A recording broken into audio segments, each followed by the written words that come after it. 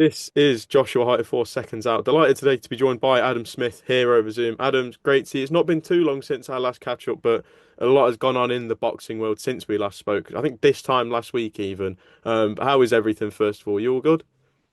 All good. Yeah, it's been a bit non-stop, hasn't it? Which is fantastic for our sport. The busier, the better. There's big fights coming thick and fast. In fact, I was having a debate with Addy and Darren Bent on Talksport yesterday about whether there was almost too many of these huge fights that you can hardly catch your breath and build up to the next one. But yeah, I mean, it's just an absolute treat for fight fans watching on the zone. It's great for people that can get to these events. It's brilliant for the boxers themselves. The opportunities to be in these mouth-watering events and to have life-changing chances. And it's great. And I cannot wait to be in Nottingham this weekend. I think it's one of the best fights of the year so far in Leigh Wood and Anthony Cacace. And really, it's probably a trade fight compared to sort of everything else, but it's one that really should stand out. It's almost like there's so much on at the moment. But as I said, it's fantastic for people who've got a DAZN subscription. It's brilliant for fight fans, getting the casuals involved, like for Eubank Ben, and again with Usyk and Dubois in the summer, and then Canelo and Crawford in September. Yeah, 2025. I said right at the beginning of the year, I think we probably did an interview, you and I said I think 2025 could be one of, if not the best years in recent memory, and it's all sort of unfolding like that. Just add Fury and Joshua back end of the year, and you pretty much got the perfect 12 months. But it's set off at some pace, hasn't it? And we're only just into May. Well, you mentioned Wood Kakashi this weekend. We'll come on to that. But you mentioned also the fights coming thick and fast. And I don't think we'll ever see a more thick and fast schedule than what we saw this bank holiday weekend just gone. Friday, Saturday, Sunday. Three great cards. The only downside for us Brits is that they were at silly o'clock in the morning. A lot of sleep was lost this weekend and a lot of hours I will not be Know getting. where you are. I feel pretty jet lagged. So do I, and I've not actually left Nottingham since last week, so I don't know what's gone on there. But no, we'll start off with Friday night. We saw the spectacle event of Times Square, a monumental occasion, a never seen before type of show. On paper, we had three brilliant fights, which unfortunately on the night, down to nobody else's fault other than the fighters, really, it just didn't seem to deliver. I guess we'll kickstart with Teofimo Lopez, who you have to say he was probably the best performer of them all on the night. How impressed were you with Teofimo showing? Got the job done. Looked okay, and looked better than his rivals. It was one of those nights where you're right. It was all about the event and Times Square, never been done before. Incredible, iconic setting. The talk of Alcatraz and other areas that are going to be descended on by the fight for eternity is very, very exciting. What Ring Magazine are doing, and yeah, you sort of hope that the fights would live up to what the night promised, I guess, or the morning or wherever you were in the world watching it.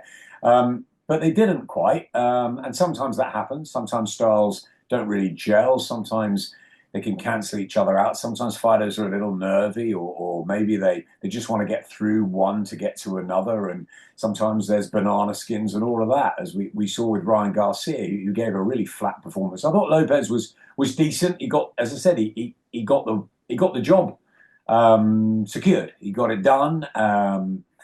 Arguably still the best in the world in that position. And yeah, look, it wasn't the most exciting night that we've seen from Tiafimo, but we can let him off that. I think you've got to look more at the Ryan Garcia performance and Devin Haney's as well. And I think that they have that chance, that stage to really perform and to show the class that they've all got in their different styles. And I don't think they really took that for whatever reason. I will never disrespect fighters. Fighters are why we're here. They're the ones brave enough to get in the ring at any level. Depends whether you're a world title, British four-rounder, journeyman, doesn't matter. They're the men and women that get into the ring, and they put their careers and lives on the line for us, for our pleasure, for our watching, for our show. And so I'm not going to sit here and say no. Devin Haney was it was a really, really, really awful. It wasn't. They were all okay. Ryan was flat. Um, and I just don't think the fights really lived up to it. That was the problem. But no, the fighters all got in and did what they could do on the night. And I suppose if you put yourself in those sort of positions and you're earning a lot of money, then there are going to be critics that say that wasn't good enough or that wasn't exciting enough. But you've got to look after your own journey, your own career. And the fighters got in there and did what they did. So I'm not gonna rain on their parade. It was an iconic night.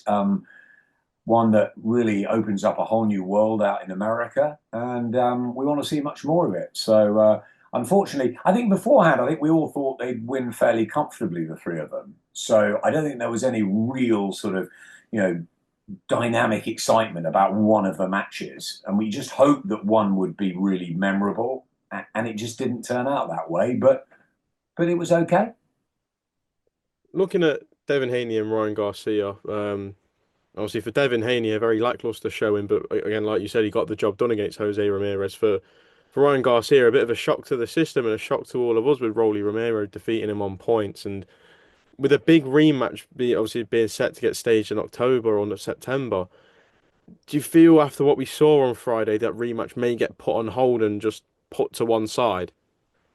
I mean, possibly. I mean, Garcia can fight anyone really. He's still got that name, that appeal, that charisma, that love him, hate him sort of personality, I guess. So he's still box office. He just wasn't a box office performance by any stretch of the imagination. I think he'll be kicking himself. I think he had the opportunity to really, really perform under the lights in Times Square, and I think he'll have probably woken up the next morning and been really disappointed with himself.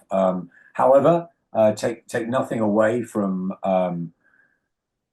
Romero's performance. You know, he did the job and he got it done. And okay, we talk about how flat Garcia was, but there's a winner and a loser, and you've got to roll with that. But I think Garcia and Haney can still be made. It's a rematch that everybody wants to see. Um, Maybe he needs one before that, or maybe they just within 2 3 weeks it's forgotten about, and you just make the fight. So I don't think it does too much damage. I just think it was just a poor, lackluster display, and it was really a shame to see when I think everybody expects more of Ryan Garcia. I spoke to Gareth A. Davies yesterday, and in his words, he said Devin Haney just seemed a bit gun shy, and a lot of question marks from fans on how much did that Ryan Garcia defeat last year really take out of him. Can you understand people maybe having those questions about him? I think Devon's always been a boxer, first and foremost. He's never been one that likes to brawl it out anyway. I remember him as an 11, 12-year-old kid in the Mayweather gym, and he's always had talent, ability. Eddie's always been hot on him because he's had that fantastic sort of class about him. He moves well, he's got a lovely jab, and sometimes he doesn't excite. Maybe he hasn't got that huge power that others do. But yeah, look, that was a tough night for him, the Garcia fight. Really, really tough. And we haven't seen anyone do that to Haney before. So yeah, it may be that he just needed to get one. I mean, to give him the benefit of the doubt, to get one back and just get rolling again and get his career back with a little momentum and a win. But yeah, there may have been some doubts in there. I think that's a question for him about whether the mental demons may hang over him, or maybe that goes away with time in the ring and back getting those W's and getting the decent performances in. But it just was, yeah, it just wasn't. Look, it was an amazing event. Ring Magazine just put on the most fabulous sort of iconic idea, and unfortunately, the boxing didn't light up in any part of the night for me. But that sometimes happens. You never know what's going to unfold when the bell goes. And there's many times we have classics to remember. There's sometimes we have just really good fights, and there's sometimes where fights just don't really catch light. And unfortunately, that was a night where none of them did, really. And yes, there was huge amounts of people, celebrities and fighting names at ringside, and there was a huge. It looked amazing. as a I guess as a sort of theatrical sort of stage, and the idea, and to draw sort of attention to boxing by putting uh, a ring, by the Ring magazine, in one of the most famous cities and the most famous parts of that city in the world. What an idea! And hats off to everyone that was involved in that. Just a shame, I guess, that the fights didn't quite match that in terms of excitement. But you get that sometimes. A certain man was there ringside on Friday night. I guess you could say a new superstar for British boxing in Conor Benn, even in defeat, was being shown a lot of love out in New York and was there ready to target a fight. But the whole fight week he was saying if it's not Eubank Jr., he wants Ryan Garcia. He sees the fight and then he was saying he's not interested in Ryan Garcia anymore. But a lot believe that's still the fight to make. It could be a great fight. Gareth A. Davies said to me he believes that fight sells out any stadium in the UK. Do you see it the same? Do you think Garcia versus Ben could sell out anywhere here? I think Conor Benn's going to sell out most places now after the performance he gave against Chris Eubank Jr. What a fight! Will we have a rematch? Will Eubank have that dream fight with Canelo at some point? Will Conor Benn come down in weight? Who's he going to fight? There's so many opportunities actually that have come from that performance, because what they gave us at Tottenham, and not just the setting and the 67,000 that were there, and fantastic to see that full and an atmosphere probably like no other in recent times. The British fans coming out, absolutely amazing and electric, senior rocking up, the whole sort of storyboard, the ring walks. But the two boys gave us an absolute humdinger. And again, it doesn't matter what level. People are saying that was just a scrap. It was like a barroom brawl. It wasn't a world championship. I don't care. It was value for money. It was two great fighters giving it everything.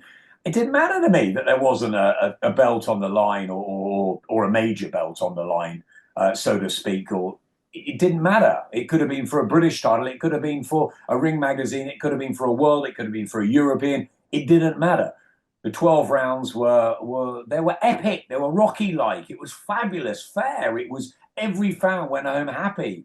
And so let's not get into the nitty gritty of, oh, some of the punches didn't land or the quality or whatever. Both of them came out with their reputations incredibly enhanced. Eubank gutted it out and won the fight, and Conor Benn was magnificent in defeat. So quite right that Conor gets a big welcome in the Big Apple. And yeah, he talks the talk. He's exciting to watch. He could fight anyone next. And Eubank and Ben will be back, whether it's together or separately. It was a win-win that night, I thought, April 26th. How do you think a fight with Ryan Garcia and Conor Benn would play out? Oh, Carl, I would love it. I would absolutely love that fight. I would just, yeah. I mean, they're both fantastic to watch, aren't they? They just love. They've got power. They've got natural power. They love to get down, bite on their gum shield, get on with it. And yeah, we've seen ferocious knockouts and excitement from the pair of them. They're just good fighters to watch, aren't they? So the blend of that, and can you imagine the build up and the talk and all that? Yeah, sign me up for that one. Moving away from Friday night and just going on to just 24 hours later over in Riyadh, we saw Canelo go two-time undisputed super middleweight world champion. Again, another disappointing night of boxing. Not a great fight to watch with William Skull, but regardless, he got the job done. And I think that night was more just to look at the bigger picture and set the scene for September 12th in Las Vegas or LA, I believe. I can't quite remember. But either way, Terence Crawford versus Canelo will be next. Before we fully talk about that, what did you make of, I guess you could say, the entire card on Saturday night in Riyadh? Yeah, look, again, there weren't the fireworks that maybe we'd hoped for. The likes of Piccoli and Baddy Jack and others on the card, as well as Canelo. I thought Canelo would walk through William Skull. So I think by his high standards, it wasn't the greatest performance by any stretch of the imagination. But I think his eyes were on just becoming the undisputed again and setting up the big fight with Terence Crawford. And I think that can happen when a fighter's sat at ringside, and you're waiting for that next one, and that they say obviously that's a potential worry. The banana skin, could he lose? I think he was always way too good for William Skull, so it wasn't a great fight, no. And I think again the night was disappointing that there wasn't one that you just thought, wow, that was a brilliant one. Where if you look at the probably the greatest fight card in history when Beterbiev and Bivol had that unbelievable second fight, and you were bookmarked with Callum Smith and Joshua Buatsi giving us one of the fights of the year in February as the first fight at like 5 in the afternoon. So it sometimes shows just explode and sometimes they don't, and it's really no fault of anyone. The matches were all good on both cards in New York and in Saudi. There's huge fights ahead, but I think yeah, sometimes that when the temptation is to all get excited about what's down the line, and yeah, maybe William Skull, talented boxer, but not the power and probably not the skills or anything really to be able to deal with Canelo even on an off night. So Canelo wins.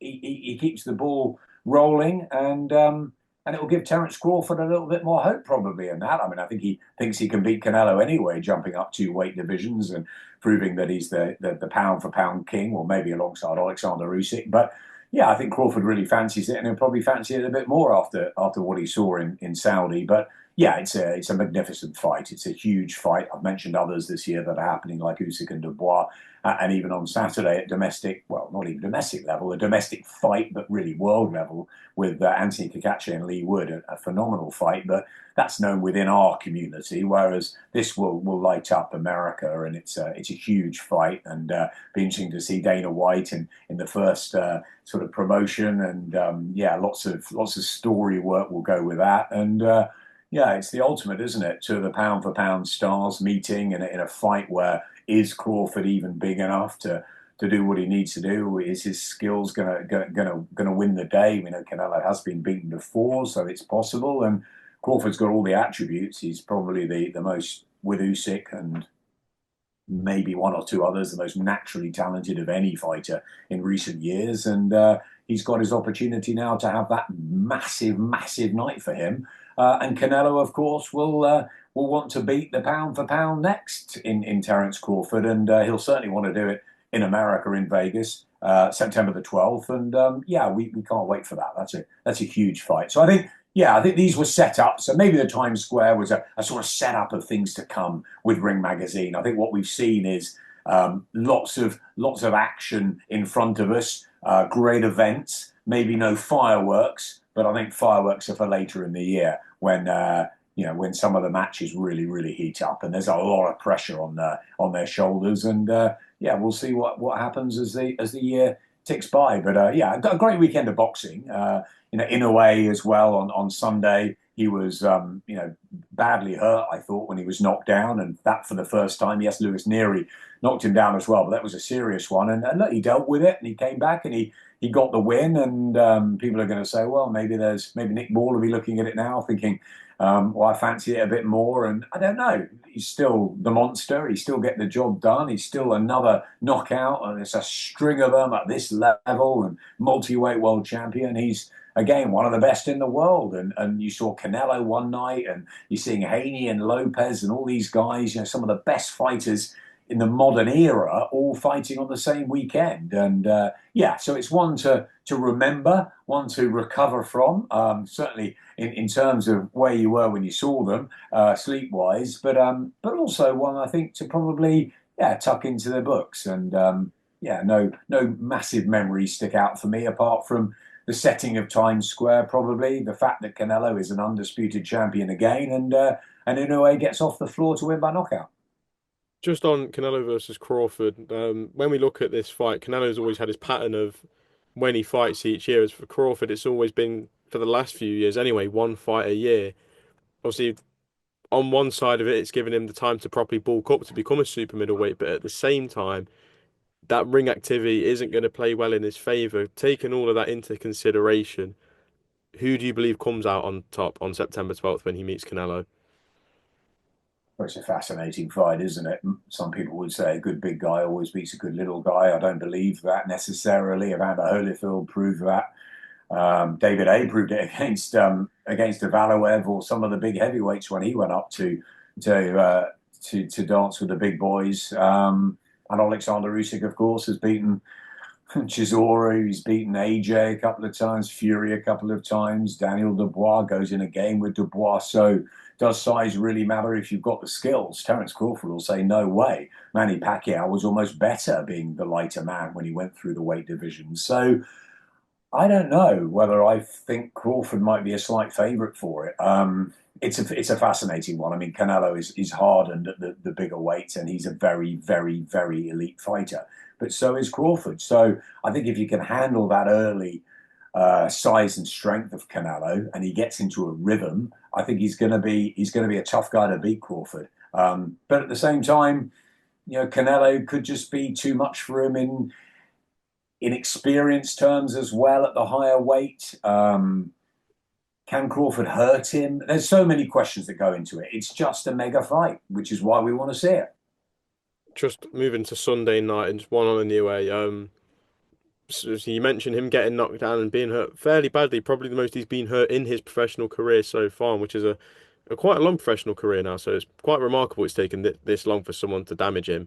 Um, but do you feel we've seen signs now that maybe him going up to featherweight might be a step too far right now, but if he takes the Terence Crawford approach of have a bit of time out, build your body to suit that weight a bit more, and then we can see him compete at featherweight. I'd like to see him jump up now and show what he's all about and take on Nick Ball. Wouldn't that be great?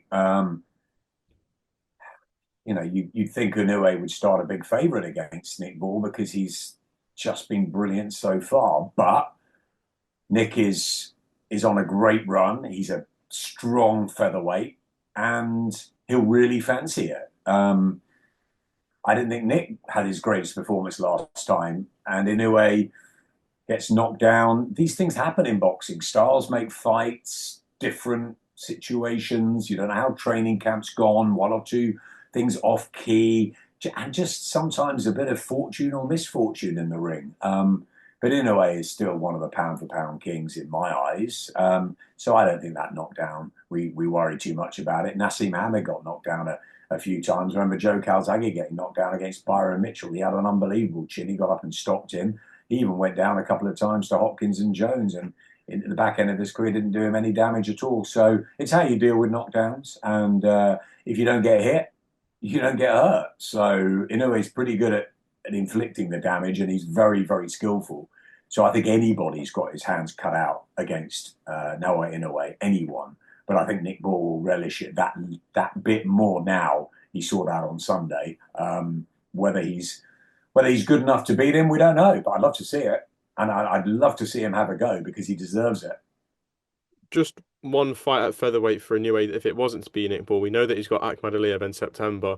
But the man we saw before him, and the reason why this interests me is the size difference. But could you imagine Inoue versus Rafael Espinoza? How would that fight go? How would you see those styles matching up? Because it's just two complete opposites. Two complete opposites. I mean, that's mad, isn't it, to think about it? But look, these are just great. These dream fights that could happen, right? It doesn't really matter.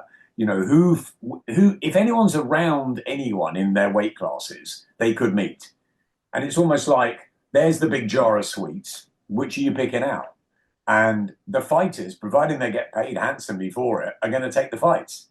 So while this world has been turned on its head by Turkey Al Sheikh and the whole shape of what's happened in the last couple of years, and promoters working with each other and big fights getting made left, right, and centre, then yeah, exactly. That fight where you think, I mean, could you imagine it? But yes, we could have it. I think I'd love to see that fight personally. It's just popped into my head now and thinking of fights at featherweight and just thinking of how small Inoue is and how big Espinoza is. It would be a real spectacle of a fight. Of course it would be. Of course it would be. And look at Nick Ball's size too. I mean, Exactly. it, yeah, shape sizes. It's great. You think, how could that person beat that person? And they're looking down at them or whatever. And yeah, anything's possible in a ring, and it comes down to skills. Skills pay the bills, as Floyd used to say. And ultimately, the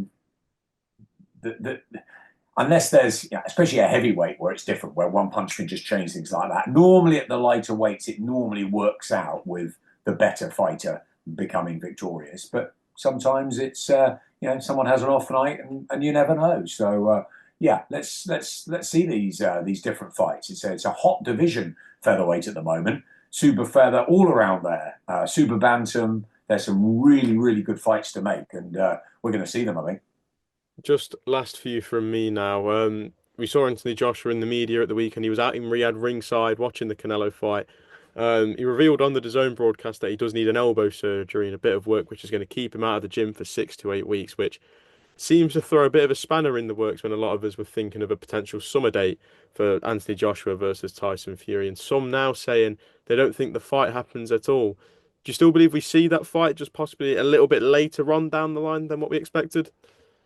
Yeah, I was sort of hoping that Fury Joshua might be end of September until I heard the news about AJ's elbow. I think it was possibly being mooted, talked about, thought about. I still think we can get the fight. Why not? It just depends sort of how the timing falls, because if AJ's going to need a few months now before he fights again, we're going to be into the autumn. And would it be a Saudi fight? Would it be a Millennium Stadium fight maybe in the winter, or would we be waiting till the spring at a football stadium here or Wembley? Obviously, would sell out.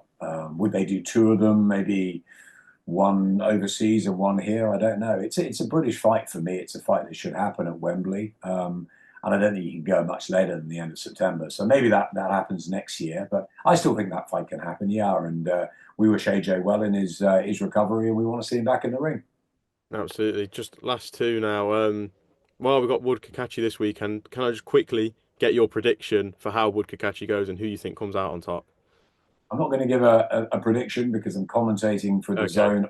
I will say that I think it's going to be an absolute firecracker. It's a fight I've been looking forward to for several months. Leigh Wood sort of mentioned it to me off camera a long time ago that was the fight that he was looking for. I was absolutely thrilled when it got made. It's a massive one in Nottingham with Leigh's crowd. I think the fact Leigh's been out for a long time is not an advantage. It's going to be tough. He's going to have to find his rhythm pretty quickly.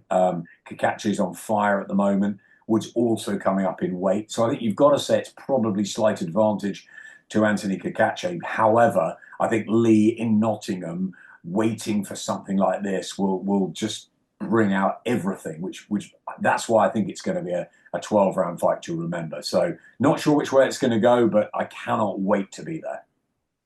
Does that mean, of my next one, I was going to ask you for your prediction for next weekend for Johnny Fisher Island 2. Does that mean I can't get your prediction for that as well? It's hard, right? I don't like doing that when I'm picking up a mic. But again, I would say I thought Dave Allen won out in Saudi. I spent a lot of time with Dave, actually. I normally see Johnny a lot around the Talksport studios and others. Maybe he's been locked away. He needs to improve on his last performance, Johnny, which I think he can do, and I think he can do it with his fans. But I know Dave has been training really hard for this fight. Sometimes you never know with Dave. He can kid you. He can sometimes not get up in the morning and bother. But he looks pretty well to me. So I think the best Dave Allen and the best Johnny Fisher are going to give us another absolutely brilliant night. But it's a night really that Johnny has to win, I think. So can he drag it out? Dave, if he can win, could get a big fight, I think, at heavyweight this year. So there's a lot at stake for both of these guys. We know the skills, the talent, but he's never really won a big title. He's never really shown it when it's mattered until Saudi, when he didn't get the decision. How much of an impact has that had on him? Has spurred him on in the right way? Has it just made him a little bit deflated, like he knows sort of that he could lose out again? Or is he a bit better? I don't know. It's just a fascinating one. I think Johnny needs to show us something a little bit more than he did in Saudi, but maybe that experience of having that fight with Dave Allen will bring him on better. It's another one that you can't pick. It's 2 weeks in a row, and you add Josh Taylor and Echo Esserman as well. Three in a row, back to back with his own. Plus the big show in Doncaster. Got to give it a little plug. GBM's massive show, biggest yet for Izzy Asif. Fabulous one. Terry Harper topping the bill, defending her world title against Natalie Zimmerman. Archie Sharp and Maxie Hughes, absolutely brilliant. Ticey Gallagher against Ebony Jones. It's littered with 50-50 fights. You've got that on the Friday night, Josh Taylor on the Saturday. We talk about fights coming at you thick and fast. Domestically, has there been a better month than we've got in May coming up? Not for a while. I don't think so at all. Adam, that's a perfect place to leave it. Thank you very much for your time, and I will see you Saturday in Nottingham for Leigh Wood versus Anthony Cacace. Can't wait, Joshua. See you there, mate. Perfect.